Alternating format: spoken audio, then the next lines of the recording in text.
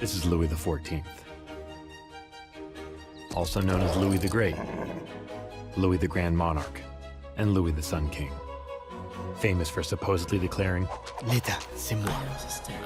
But in 1685, even the self-declared direct representative of God on earth had questions he could not answer on his own. Questions about the ruling Qing dynasty in China. How big is it? How many people live in the capital? What can they teach us about music, culture, astronomy? So, in the spring of that year, Louis sent members of France's Order of Royal Mathematicians on a voyage that would span 3 continents and 3 oceans. Their task, gather information that would satisfy the king's curiosity.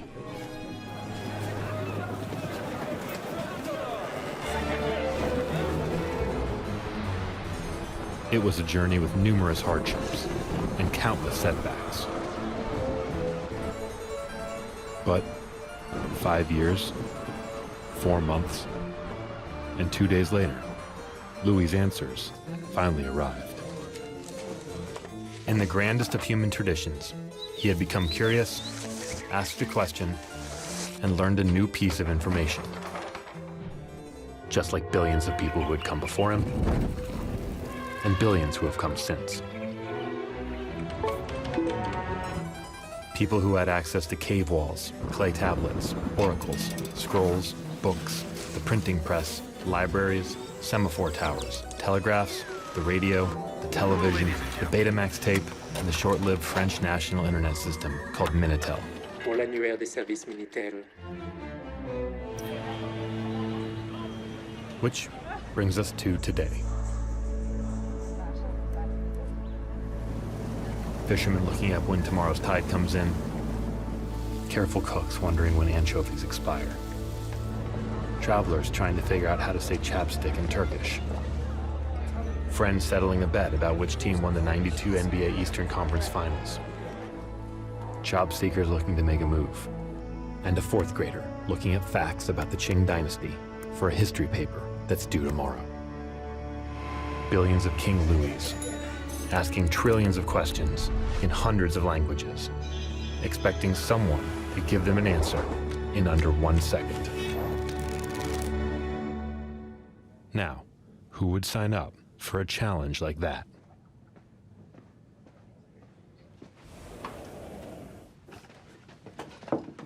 Interesting setup. Yeah. This is Ben Gomes. Well, the correct pronunciation is Gomes. This is Ben Gomez. But I say Gomes. This is Ben Gomes. He knows a few things about search. That search.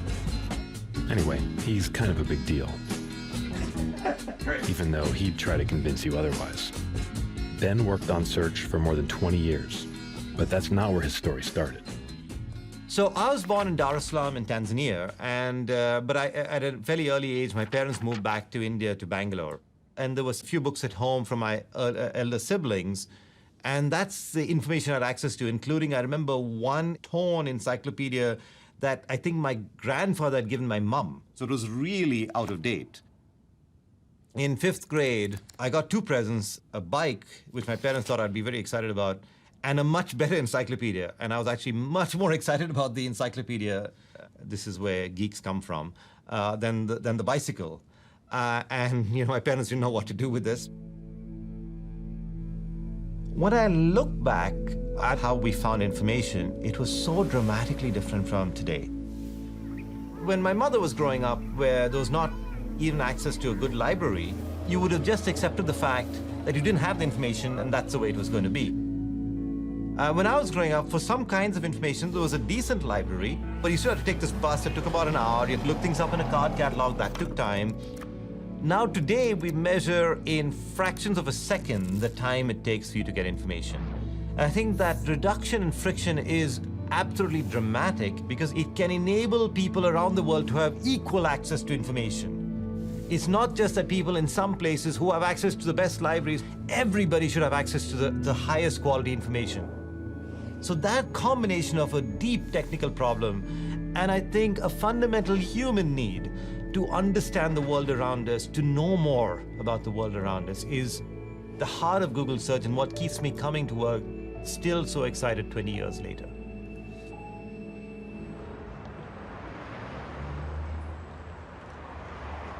So in the early days, I wondered whether the company had the infrastructure to be a real company, because when I had come for my interview, actually, there was not even a sign indicating that this was Google, so I was not sure I'd come to the right place.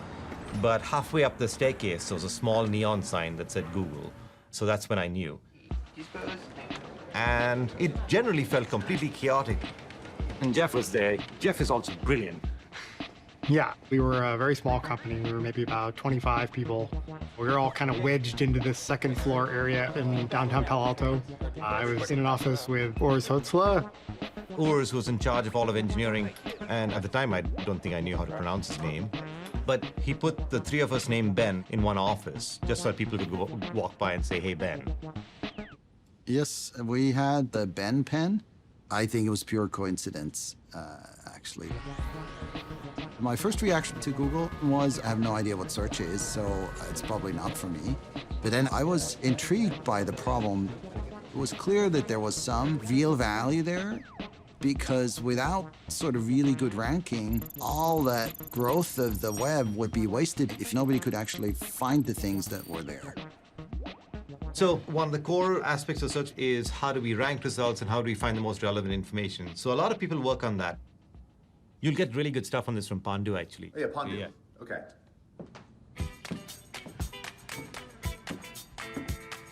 This is Pandu Nayak, Hi, I'm Pandu. head of search ranking. His personal motto? No query left behind. Before working at Google, Pandu worked at an artificial intelligence lab at NASA. Yeah, we built an autonomous system that provided high-level control to a spacecraft called Deep Space One. Really the most exciting thing that has ever happened in my life. Yeah, my professional life, I guess. After doing that, he wanted a new challenge. I oversee the ranking team. So ranking is important because if we simply return the million pages that match your search query, that's not particularly helpful. And so we need to rank the pages that you might find useful. Hopefully these are at the top of the results. We're really trying to bring information to the world at large and make it useful so people can improve their day-to-day lives. And I feel really lucky to have the opportunity to work on this mission. Let's go back a bit. Summer, 1999. Room 300 and something, in the Gates building at Stanford. And these two guys, Larry and Sergey, who are about to announce something so big, it merited matching polo shirts. Okay, maybe we should get started. So, what is our mission? So, how's Google different? Basically, we want to organize the world's information and make it universally accessible and useful. 20 years later, bigger stage, same deal. And today, our mission feels as relevant as ever. So what does this actually mean? Here are a few takes. I think if we weigh up the various parts of the mission, to me, the most important piece is organizing. There are hundreds of billions of web pages that are out there. Our job is to filter through that and to really give you what you are looking for at that moment in time. And then the next part is the world's information. So information means really anything. You know, it started out for Google with web pages, but it's so much more than that. Whether it's physical books that we need to scan or maps that we build of every place on Earth, that's information too, and it's not web pages. It's the kind of stuff that we organize today. And then I think that word universal is important because universal means for everyone. Whether someone that can't see, whether someone that can't hear, people that speak different languages, really making it accessible to as broad a set of people as possible. We might be goofy people who come to work in t-shirts and desperately need haircuts and things like that. And we may not look super serious, but we know how much people rely on this. Yes. And we take that mission really, really seriously. So, it sounds like the mission is pretty important to these folks. But here's another important question. So, how would you explain how search works? Right. Yeah, so how does search work? How search works?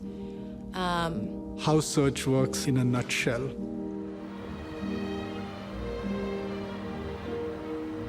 This is server rack 3349B. It lives here, in Ballybane, Ireland, along with cows, a golf course, and Kavanagh's Auto Accident Repair Center. This is one of the places where search happens. Search is a big piece of software that takes the words you type in here and looks for them here on the World Wide Web. It can do that because first, it downloads a copy of the entire web, scans it, and makes a list of all the words and lists of all the pages each word appears on. It's like the index of a book, except 10 trillion times longer. Lasagna appears on 59 million of those pages. When you search for lasagna, the software puts these pages in order, with what it hopes are the most useful at the top and less useful at the bottom. Most people searching for lasagna want a recipe for lasagna. Look at how delicious that looks. Some people want nutrition facts for lasagna. And a few people want to learn about the life and research of Louis C. Lasagna, MD. They call him the father of modern pharmacology. The software living on server rack 3349B helps rank those pages, depending on where you live, whether the page was updated recently, how many other pages linked to that page, is lasagna in the title page, are there pictures of lasagna. It does all this in less than 1 second, billions of times a day, every day, mostly for things that are tougher to figure out than lasagna.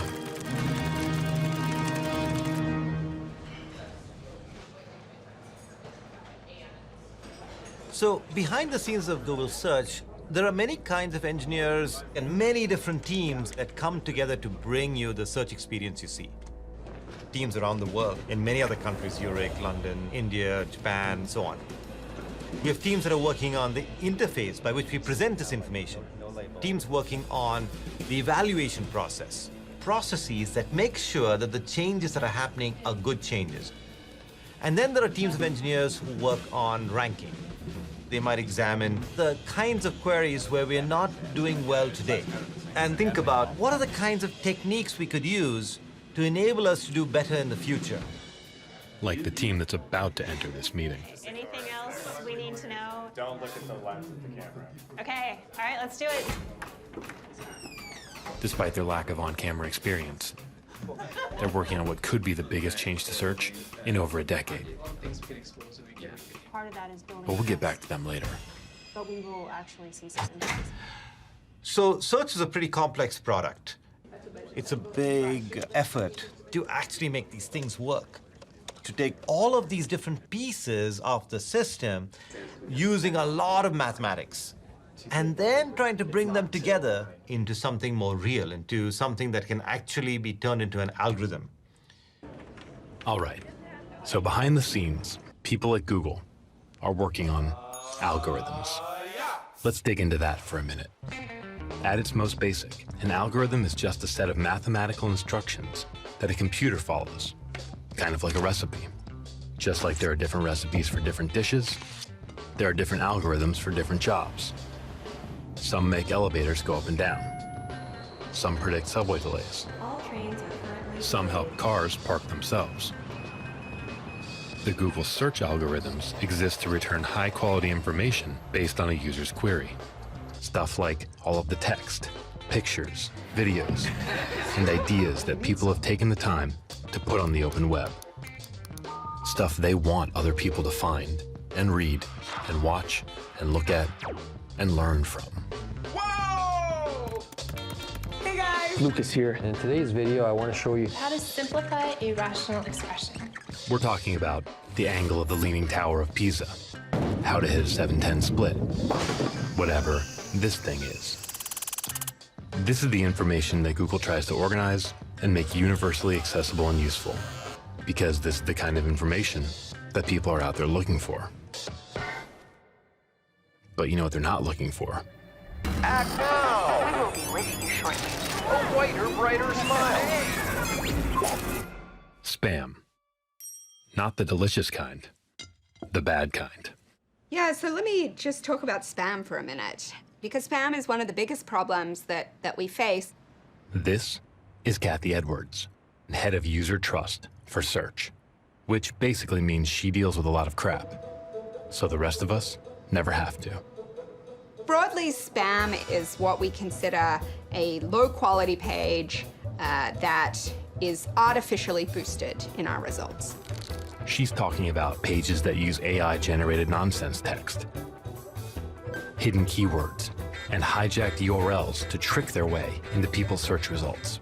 Pages like fastcashonline.org, topicalarticles.info, the kind of websites that when you end up on them, you hit the back button as quickly as possible.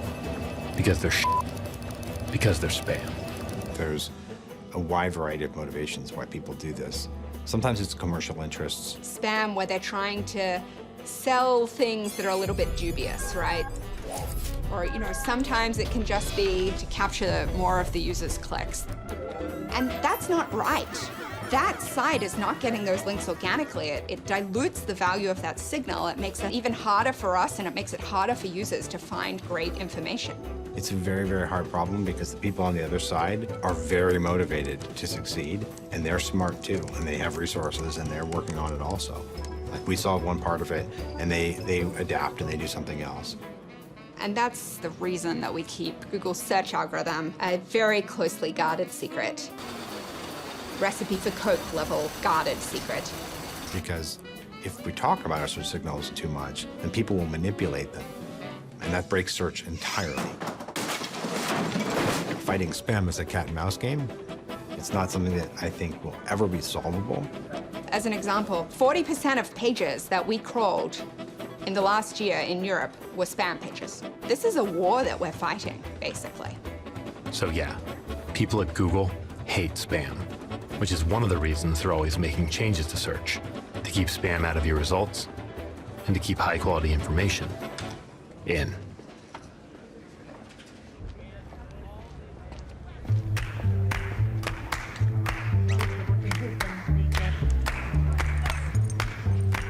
Okay, so you've got the search engine and it's working. And by all accounts, it's working better than any other search engine has worked before. And every day you see millions of queries, and clearly users are happy. But as an engineer, you ask yourself, how can I make this better? You see many ways in which we are still failing, and you see a ton of opportunity for us to make it even better. And over a period of time, the developments we've made in the search engine have had a dramatic impact on how well it actually works for users. No, I don't think we had that particular problem. Even though we've launched a whole series of changes over the years that have, I think, meaningfully and materially improved the search result sets. I'm here to tell you that search is far from a solved problem. In fact, there's actually no end in sight in terms of when this will actually be solved. Because the world keeps evolving, we're coming up with new devices, we're coming up with new ways of interacting with information, we're coming up with new information sources like videos and so on that are adding in new opportunities as well as new challenges. The content on the web has changed. Users have changed what they're searching for and how they search. For example, 15% of the queries. 15% of the queries. 15% of the queries we see every day. We have never seen before. That's just going to keep happening, and we're going to need to constantly evolve to keep up. It's a little bit like the Red Queen says to Alice in Alice in Wonderland, you need to run as fast as you can to stay where you are.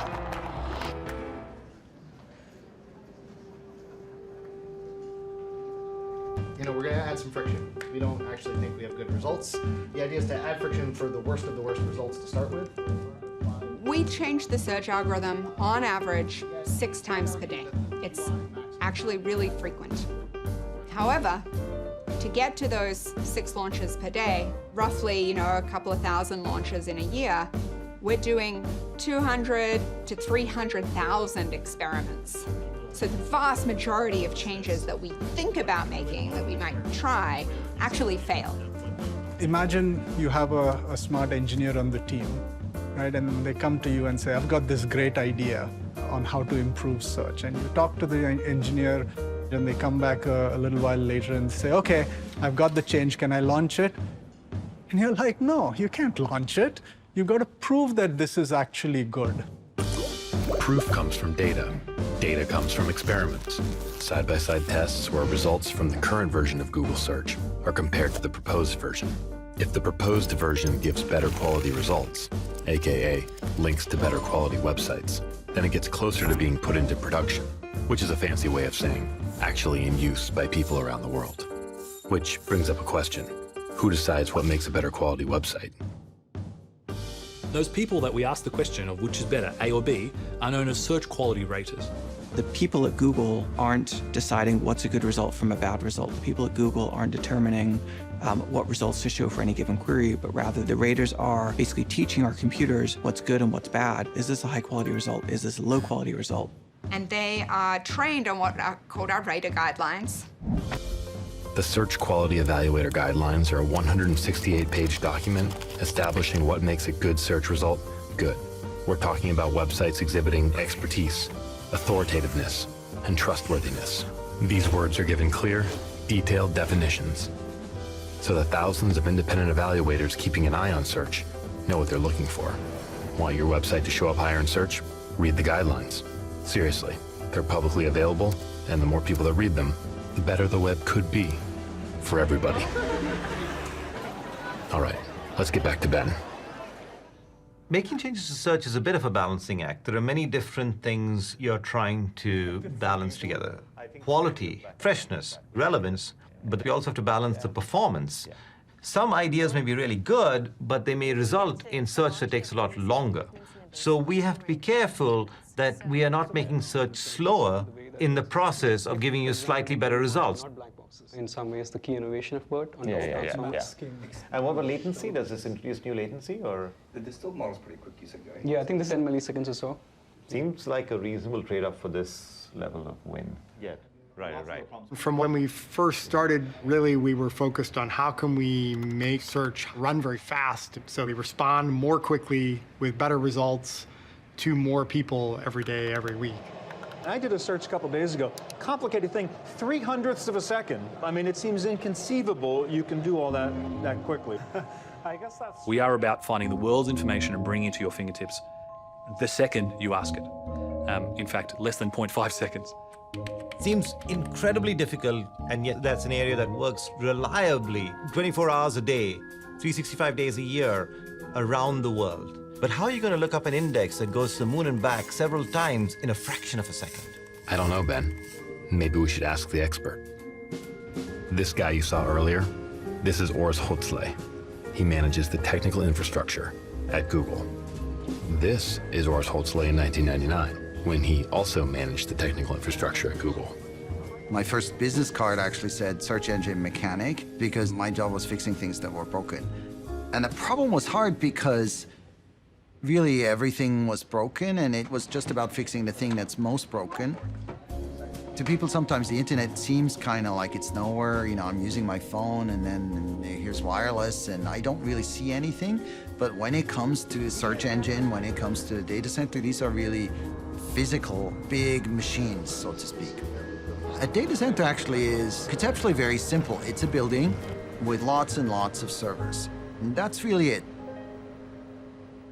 So in Dublin, we have one of the data center campuses. It's actually one of the smaller ones. I think it's the smallest data center we have. We're considered the baby data center of the fleet. We're quite small. Quite the snowflake. Actually, this is quite big. For any other company, this is bewildering. This is not a thing. This is Philip, Kevin, James, Daniel, Petra, and the crew we hired to film them.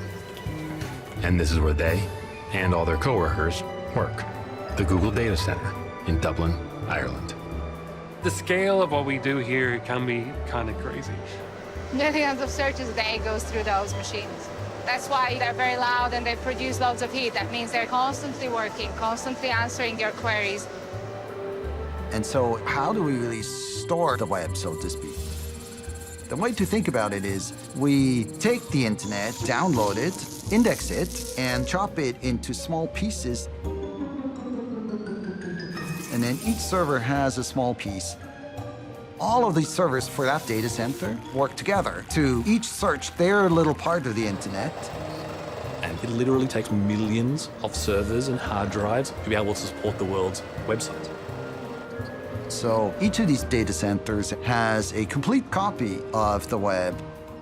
So if you're in France or if you're in South Africa, you're not sending a query that goes through the wires and underwater cables and comes to Mountain View, ask that question, then we send it back. That's just not possible. That's never going to work as a solution that's fast. How it actually works is if you go into Google and you type in a search,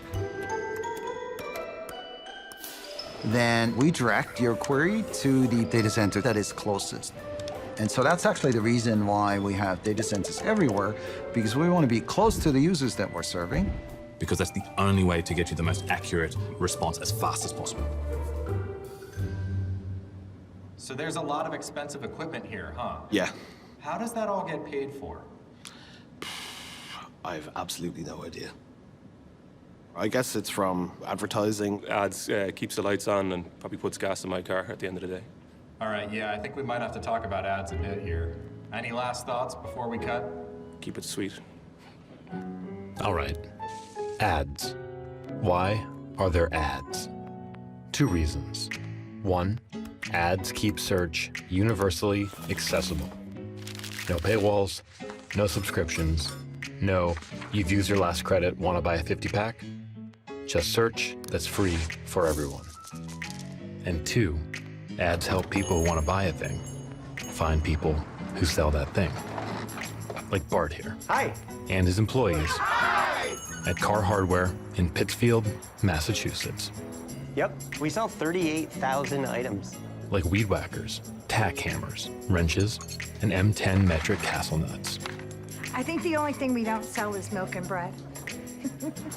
Bart buys ads on Google that only get shown when someone near their town Pittsfield searches, for instance, lawnmower dealers near me. And Google only gets paid if the person doing the search, maybe your neighbor or your brother-in-law, clicks on Bart's ad, which is always labeled ad. It helps people find mowers to buy, and it helps Bart and his store get business. Have a nice day. And it helps pay for all the stuff that keeps search and maps and docs working and free. That's why there are ads. Since I've been in Google and worked on search for the last 14 years, I have to say that no one, absolutely no one, comes to me and says, you know, I did this search and the results were great. Nobody says this. They only call to complain that they did something and it didn't work. And the name of the man who's been collecting Google's dumbest search mistakes for the last 14 years? Senior software engineer, Eric Lehman.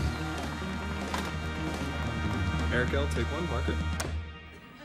Over the years, I've been gathering some of my favorite bloopers. I'll sort of walk you through some of those. So, how far from the coast is Cambridge, Massachusetts? It's actually a little over 3,000 miles from the West Coast.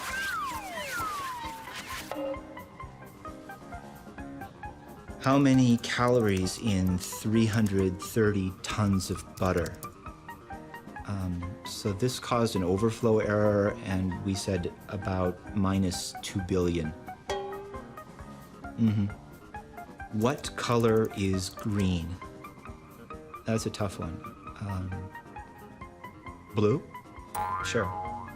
For the search meat nutrition facts, we brought up all kinds of detailed information. I think it's quite good. The query is a little ambiguous because it doesn't say what kind of meat. And so the system chose roasted muskrat. Yeah. Avogadro's number is a sort of important constant in chemistry. It's also apparently the name of a restaurant. And so we've given a lot of chemistry students their phone number. Is that what you're shooting for, or? Okay. Since you started watching, people have done over 100 million searches. Enough results to fill 27 libraries. But none as cool as this one. This is the Weston Library on Oxford's campus. 2 buildings down, you'll find the office of Dr. John Paul Gabriel, a professor of early modern history. He specializes in the history of information and archives. Suffice to say, he's an expert on this stuff. It used to be, before, say, the 16th or 17th century, that if you were reading a manuscript copied by someone, perhaps someone you knew, perhaps someone who you didn't know, but they were recommended to you by someone else, you could have a certain trust that the text you were reading was stable, was authoritative, was right. Now, printing changes all of this. Sure, printed word can flow everywhere, but that worried lots of people because, for example, if we don't know who printed it, well, then what should we think about this information? If there's an error in the printed word, then everyone will get it wrong. So we look now actually at the print revolution, which we used to think about almost in a celebratory way. And we think now that actually the anxieties that people had about print in many ways parallel the anxieties that people have today about fake news, about origins of information.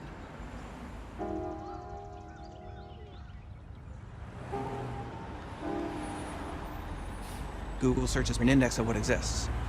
And so if that content is out there, sometimes we can surface it. That can present results that are accurate when it comes to the content of the web out there, but not accurate in terms of what the truth actually is. But that can result in some, what I would consider to be reprehensible or really offensive results.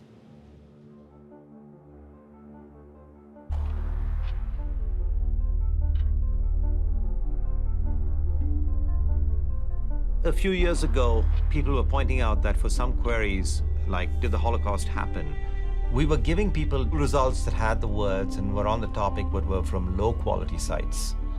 And we viewed this as a pretty profound failure.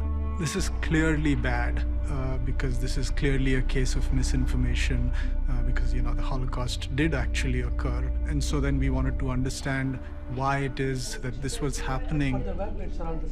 So we take a very algorithmic approach. We did not go in and say, oh, for this query, we're going to change the results. The fundamental reason for that is every problem that is reported to us like this is usually the tip of the iceberg. And it's usually just a representation of a whole class of problems, in this case, problems of misinformation.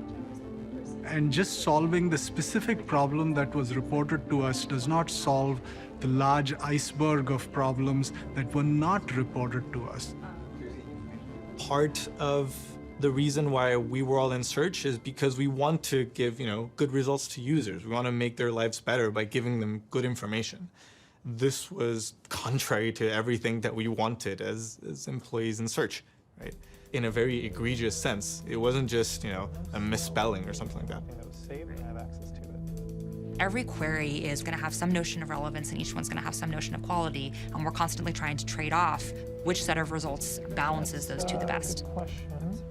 But if you type in the query, did the Holocaust happen? Higher quality web pages may not really bother to explicitly say that the Holocaust did happen, right? They're talking about the Holocaust and sort of taking for granted the fact that we as informed citizens are aware that the Holocaust happened because we learned about it in school and so on. And so the only kinds of websites that are actually going to have the combination of terms that seem to closely match a query like that might be ones which in fact say, no, the Holocaust didn't actually happen, it's all a big hoax, right? Those results are not the high quality results. They tend to be lower quality even though they're more relevant.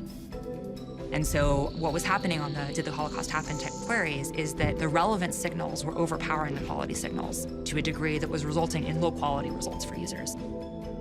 We've long recognized that there's a certain class of queries, like medical queries, like finance queries. In all of these cases, authoritative sources are incredibly important.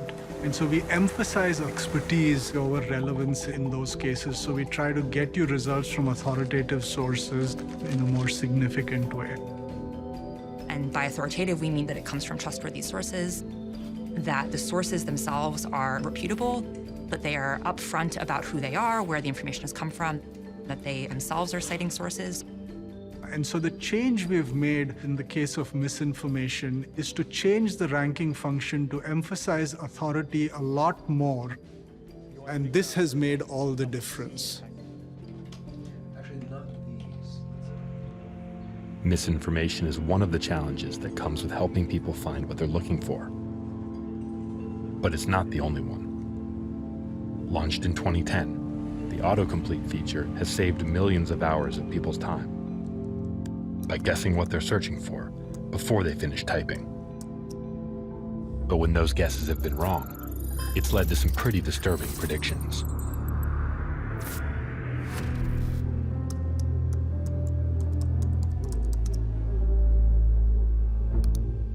A few years back, we started hearing from people that sometimes folks were typing things into autocomplete and they would be sort of shocked by some of the predictions that they were getting.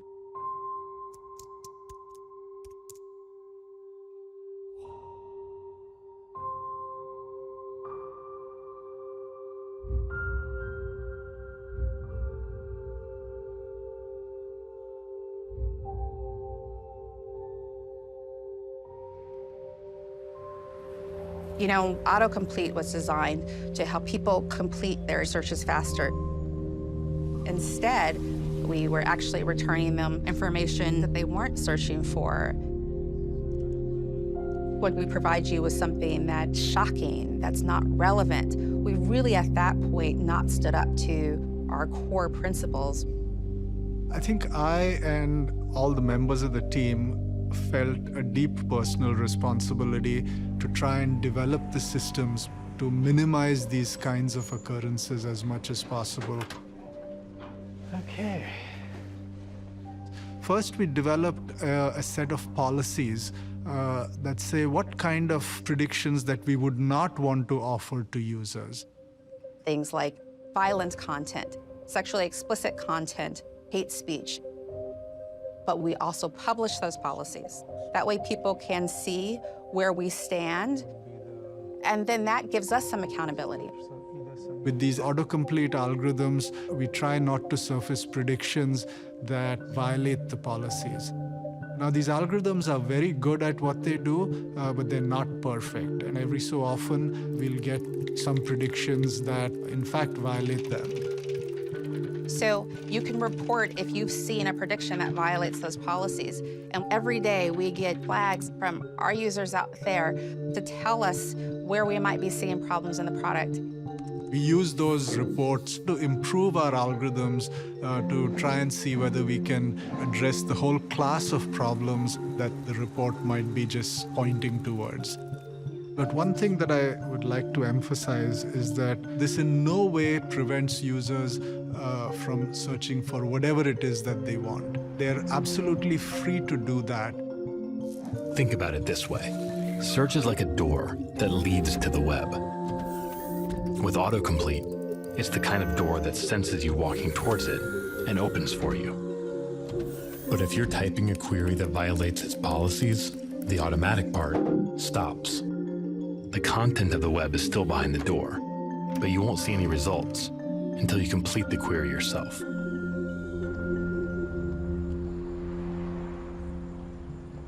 Search isn't perfect. We do make mistakes, and we make more mistakes than we would like to make, but we need to learn from them, we need to get better, and we need to continue to improve to avoid those cases in the future. Each time that something happens where we become aware of a bad result, we use that as learning. We use all that feedback to continue to improve and make sure that Google, 1 day from now, 5 days from now, 10 days from now, 10 years from now, is continuing to get better.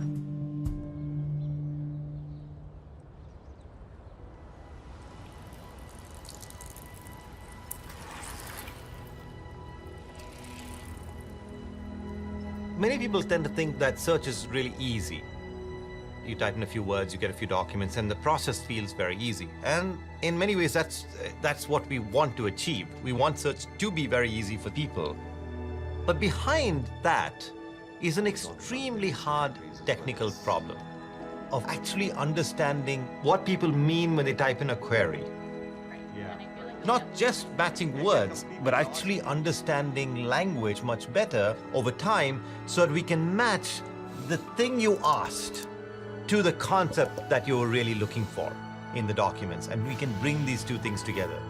It's an absolutely fascinating problem to work on because it lies at the frontiers of what computers and computer science can do, and our understanding of basic aspects of how we wish to interact with computers as human beings. As long as there have been machines, humans have tried to get those machines to do more. Of course, for most of history, machines couldn't speak human. So humans had to come up with new ways to tell machines what to do. Joseph Jacquard used cards with holes punched in them to tell his loom, put the thread here and here and here. It made weaving complex patterns easier. Punch cards were a big idea. They're how early computers took instruction, did math, solved equations. Holes punched in the cards represent data to be placed in the computer. Then computers got screens and keyboards. But you still couldn't talk to it like you'd talk to a human. You had to write it in code. C:/smartderv.exe. Once search came along, things got a little easier. You just put in the words you were looking for, and Google came back with websites. But you were still writing in code, ice cream shop 27705, when really you meant, where can I get some ice cream around here? As we understand language better, you should be able to ask a question in a much more natural way. What time is tonight's match on? Who do I call for a tow truck around here? Does anyone make a nail polish that's safe for dogs? So, rather than you having to craft keywordese that the search engine can understand, we want to be able to understand what you had in mind in the most natural way you can express it, so that we can satisfy that information need with the information that we have available. We call this problem natural language processing. So, where are we in the space of solving this problem? I think we've come a long ways, but the journey is so long, it's very hard to see where it ends, right? I mean, we began to work on this problem 19 years ago with a system that I worked on called spelling correction. We got beyond that to understanding synonyms and how words are related to each other. But to go deeper, we needed a different approach. Google had been doing research in something called machine learning for almost a decade, and Jeff Hinton was at the forefront of that. Please welcome Jeffrey Hinton, the engineering fellow at Google.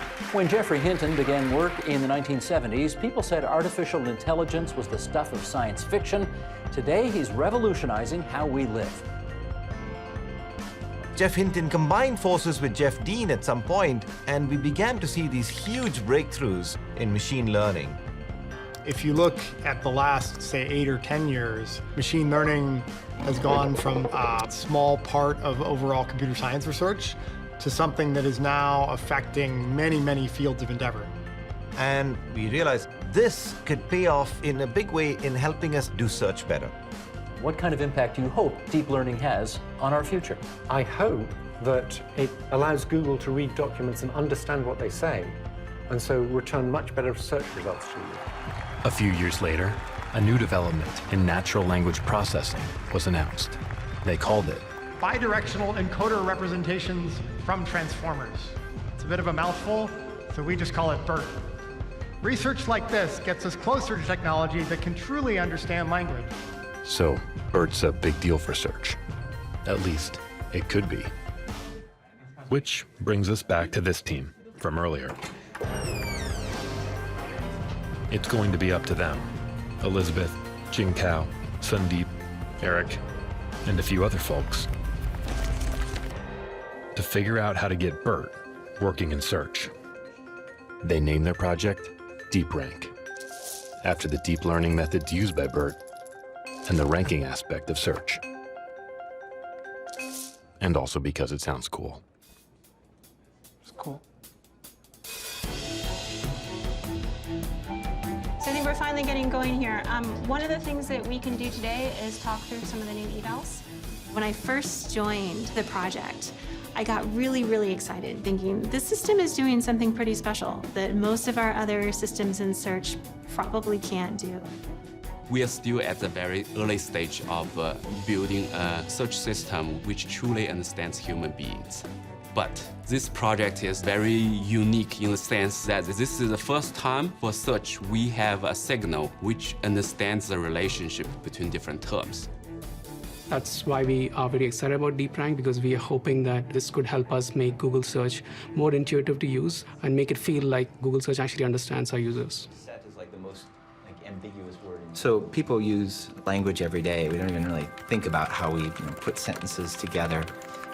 It's a tremendously subtle thing. Some slight changes of wording can change the meaning of what we're saying. And it's very hard to write a computer program that captures all of that subtlety. So it's actually sort of interesting. Early on in information retrieval, which is kind of the science behind search, people would tend to just sort of give up on these things. So like a lot of little connector words, they'd simply ignore them. They call them stop words, you just throw them out. I think we learned over time that those words often have sort of an important role in communicating what we're trying to say, communicating an idea. And so through machine learning systems, like DeepRank, we hope to sort of pick up on these sort of subtleties of language that humans get so naturally but are so difficult to program. So hopefully people will be able to phrase search queries in a sort of a more natural way for humans and not suffer from this problem that machines don't get the subtleties. Eric makes it all sound pretty straightforward, but actually getting Bert to play nicely with search, it's not going to be easy. I mean, these all look like the queries where we would expect to see wins from DeepRank. I would have guessed that. The team starts by testing their theories. Months go by. Progress is slow. And it's not trying to make a distinction in that range, so I'm just not that thrilled with this part of it. It is somewhat nice. With a change that is so positive and so powerful, there is a tendency to feel like, oh, we should just get it out there as soon as possible, and so you have to temper that with some pragmatism there. If this is where your IS win is coming from, that's not super thrilling, let's put it that way. For each result that gets better, others are getting worse. Single-term queries are also way more negative. When we don't know what we're doing great. Each failure requires a new test. Each test requires rewriting big chunks of code. They don't have all the time in the world. Even just experimenting with a system based on BERT takes thousands of servers, crunching quadrillions of numbers. So DeepRank needs an enormous amount of computing power. Google has tremendous resources, but even by Google standards, this is a lot. We have enough TPUs to launch DeepRank, but barely. If they don't show progress soon, the resources will go to some other team with a more promising idea. It'll all hinge on getting a strong quality then, let's put it that way. Yes. We can Because if we don't get that, then we're not getting the resources. Time is running out.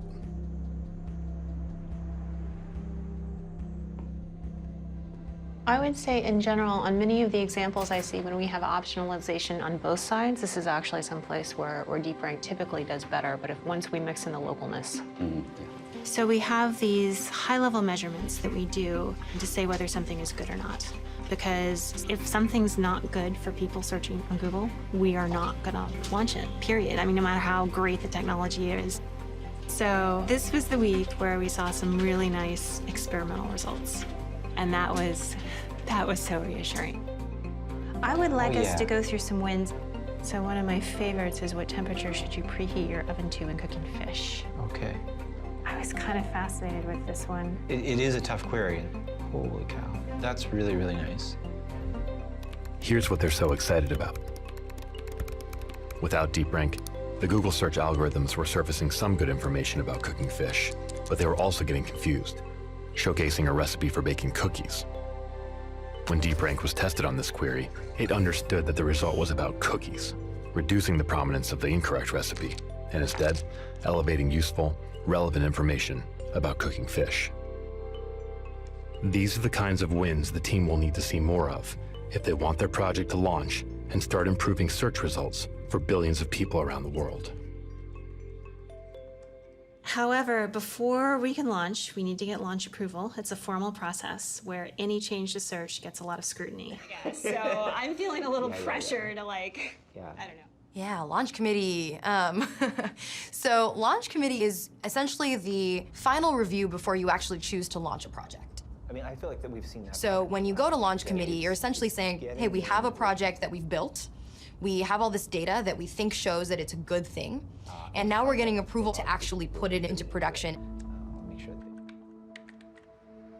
There's always a little bit of anxiety because, you know, the outcomes of these meetings are really important to people. People put a lot of work into them, and had to have a change rejected is pretty dispiriting.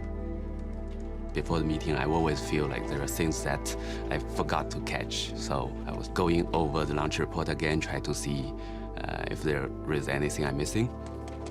There are lots of stress, but also the hope, right? Like, okay, no matter what, we will have some reasonable feedback from the launch discussion. It may be over, or it may be like approved, and then we can launch it.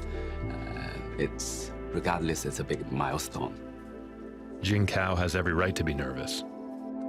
Around here, launch committee is known for killing experiments. Because despite their best intention, despite the months of work that went into them, most experiments never make it out of the building. If you talk to the average engineer, they will have their share of war stories of moments that have been incredibly frustrating for them. But the flip side of that is, you know, there's not many products that are more impactful than Google search. So when you can ship something that's really great, it's really an amazing feeling.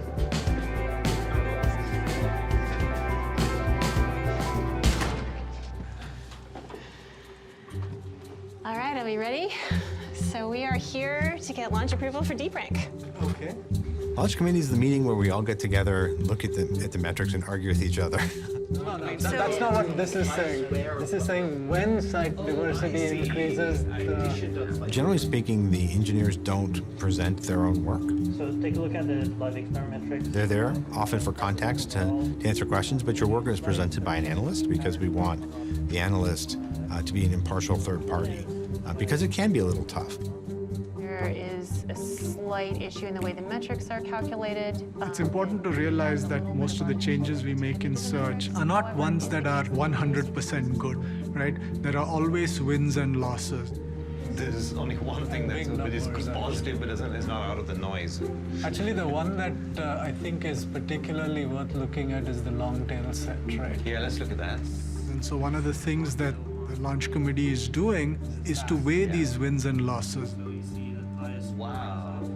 It's pretty clear from the wins and losses there's some interesting relationship understandings going on in here. However, DeepRank illustrates some of the really nice wins we get from understanding language and the nuance of language. This is my favorite win. Can you get medicine for someone pharmacy? It's a very beautiful natural language when you see. Yeah, and it's an important question, right? Can you pick up medicine for somebody else? And this is wonderful. DeepRank brings up this very relevant, very specific result. You can imagine why this happened. Yeah. Because before, all those words like for and maybe you and get, they're all stop words, largely ignored. And now, like, because of BERT, it actually understands that those are very important. Yeah, but for someone is a really hard concept. Yeah. Get it IR. Yeah.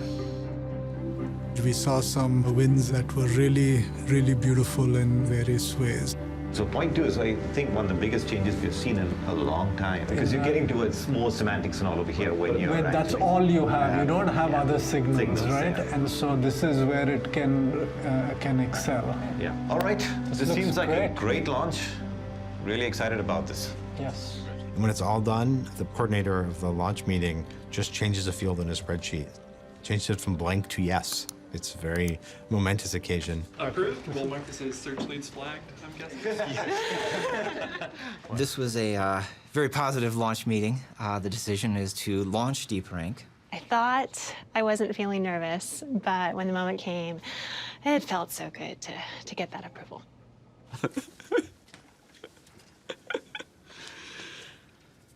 Thanks, guys. Awesome. Hey.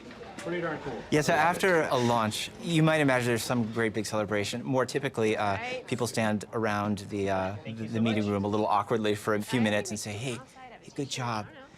And then kind of they nervously shuffle back to their desks and try to catch up on life. And probably that'll happen here. Maybe we'll do something a little bit more in this case. It was a pretty remarkable project. Congratulations. In the moment, this approval feels big. It feels significant. But in the grand scheme of things, it's just another step forward, an improvement, just like all the others that came before it, that helps make search a little bit more useful than it was yesterday. We will work on that. I think there was a promise there of something.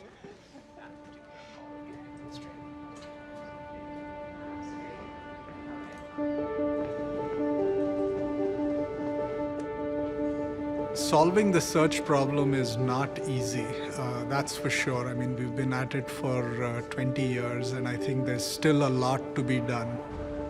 Humans have more access to information than at any other time in history.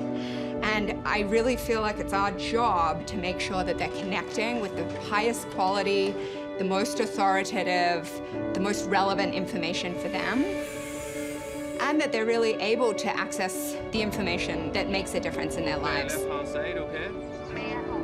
This is sort of a core value, and we feel deeply responsible to our users to make this happen. What is Google in 20 years? You know, it's very hard to predict the future. I would never have predicted 20 years ago how Google looks today. The mission will still be there, like making information accessible to people. And I think the thirst will still be there, that people really want to find the things that they're looking for. Information really releases things that are in people's potential. It enables them to make decisions that they couldn't make before. It enables them to know about things that they couldn't know about before, to know about things in the world, to know about the people around them. And I hope it also improves their understanding of the world around them as they do that. And I believe that our role in search is to actually help serve that curiosity in people, to help them find that information that they're looking for that takes them on the next step of that journey of curiosity. All kinds of people, on all kinds of journeys.